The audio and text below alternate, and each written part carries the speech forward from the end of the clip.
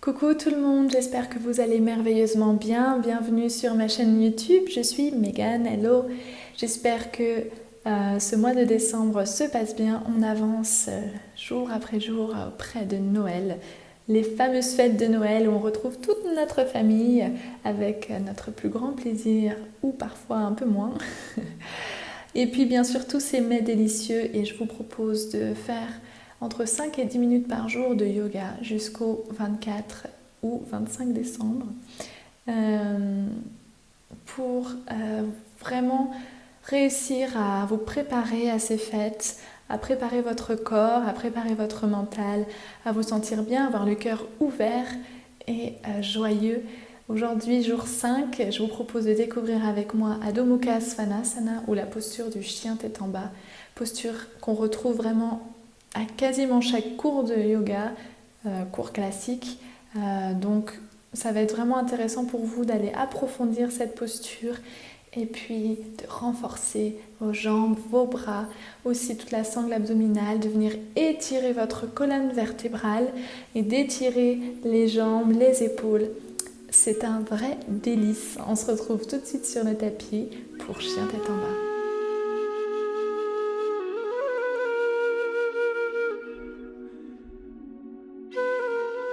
C'est parti les amis pour Adho Mukha Svanasana ou la posture du chien tête en bas. On va prendre le temps de chauffer un petit peu notre corps avant de faire la posture et je vous propose de commencer à quatre pattes. Hop, donc on prend le temps de connecter à son corps, de venir ici maintenant. Si vous n'avez pas vu ma vidéo hier, n'hésitez pas à aller y faire un tour pour regarder comment on chauffe la colonne avec la posture du chat et de la vache ou cat cow. Donc on place les épaules au-dessus des poignets, les hanches au-dessus des genoux. On rentre légèrement le nombril, long cou, les épaules loin des oreilles et je pousse les épaules loin du tapis. Donc les mains ancrées au sol, donc ce sera important pour la posture du chien tête en bas, donc je fais un rappel. On a les doigts écartés, le pouce et l'index ne sont pas écartés au maximum, mais juste les 3/4. Et je pousse dans les doigts pour protéger mes poignets. Vraiment, comme en Tadasana, on répartit le poids sous les 4 pieds, les 4 coins de chaque pied. Pareil, on répartit le poids sous tous les doigts et toutes les mains, tout le dessous des mains. Ok, donc je suis bien ancrée au niveau des mains, bien ancrée au niveau des pieds. Je rentre le nombril, long cou et on va synchroniser respiration et mouvement avec cat cow. Donc j'inspire, je creuse le dos et j'ouvre la poitrine vers l'avant. Je regarde loin devant, j'enroule les épaules loin derrière. Expire, arrondis la colonne. Le chat, le dos bien rond. Inspire et ouvre. Expire. Encore 3 fois. À ton rythme. Suivez votre respiration.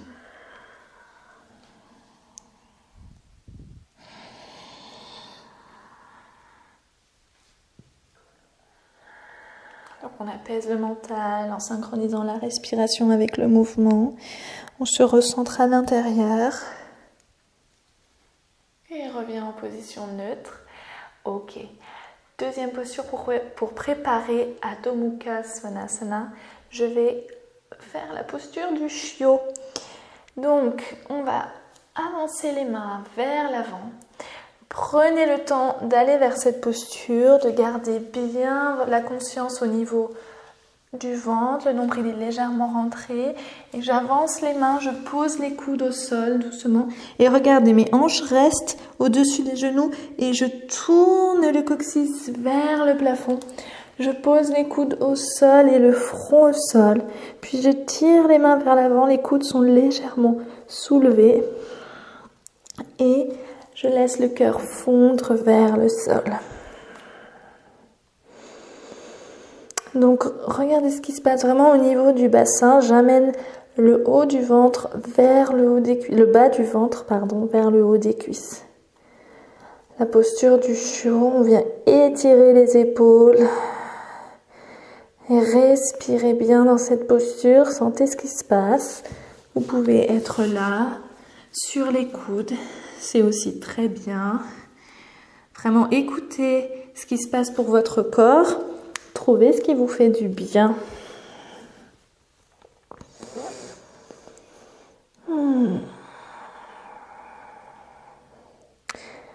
Voilà, sentez bien ce qui se passe au niveau du bassin, parce que c'est ce qu'on va retrouver en posture de chien tête en bas. Je vais vous demander de rapprocher un petit peu les mains, de presser les mains contre le sol, de soulever un coude, soulever 2 coudes. Prenez le temps, c'est un voyage, allons voyager ensemble vers chien tête en bas. Ok, je rapproche un petit peu les mains, donc je me remets à 4 pattes. Mais je ne ramène pas les mains en dessous des épaules. Je les laisse plus loin vers l'avant. Et on va retourner les orteils. Je garde bien le contact ici au niveau de mon centre. Donc les mains à l'avant des épaules. Et on y va, on voyage ensemble vers Adho Mukha Svanasana. Je vais soulever les genoux, peut-être un genou, puis un deuxième genou. Ok, je suis ici, j'amène mon ventre vers le haut des cuisses. Peut-être je reste ici pour ce soir, je sens ce qui se passe. Si ça va, je regarde ce qui se passe au niveau des mains. Je presse bien dans les 10 doigts de la main et je presse particulièrement dans l'espace entre l'index et le pouce. Donc j'exerce une pression dans cette zone entre l'index et le pouce. Je mets les épaules loin des oreilles. Vraiment cette rotation des épaules loin des oreilles. Et je pousse, je tends les bras vers l'arrière. Je pousse dans les mains. Je pousse dans la zone entre le pouce et l'index. Et j'envoie le coccyx vers le plafond. Ok. Le conseil que je peux vous donner dans cette posture, c'est de bouger. De vraiment trouver un espace où vous bougez votre corps. Gardez un esprit ouvert, un cœur ouvert. Si déjà vous vous dites « Ah, c'est trop dur », voilà, restez pas figé dans cette posture en train de trembler et de regretter d'avoir fait cette vidéo. Trouvez vraiment un mouvement. Pouce dans les bras. Et puis, peut-être petit à petit, vous allez pouvoir poser les talons au sol. Mais ce n'est pas le cas pour tout le monde. Sachez qu'il y a même des constitutions ou de corps, des physiologies, où c'est pas possible de poser le talon au sol. Donc regardez ce qui se passe. Les talons sont légèrement tournés vers l'extérieur et peut-être à un moment je trouve de la stabilité. De cette posture, souvent on va faire des transitions vers l'avant dans d'autres postures. On verra ça plus tard. Voilà.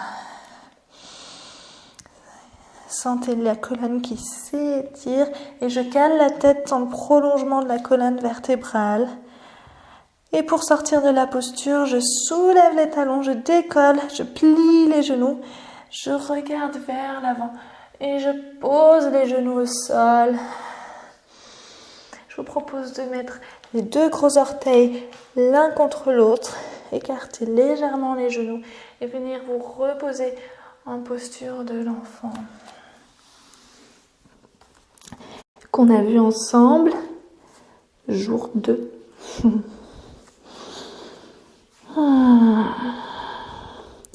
Donc les postures de l'enfant, si vous avez des sensibilités au niveau du poignet, même pendant les cours collectifs, si vous suivez des cours, c'est l'occasion de tourner vos poignets, sentir ce qui se passe. Et de retourner à votre souffle, d'observer l'énergie qu'on a créée.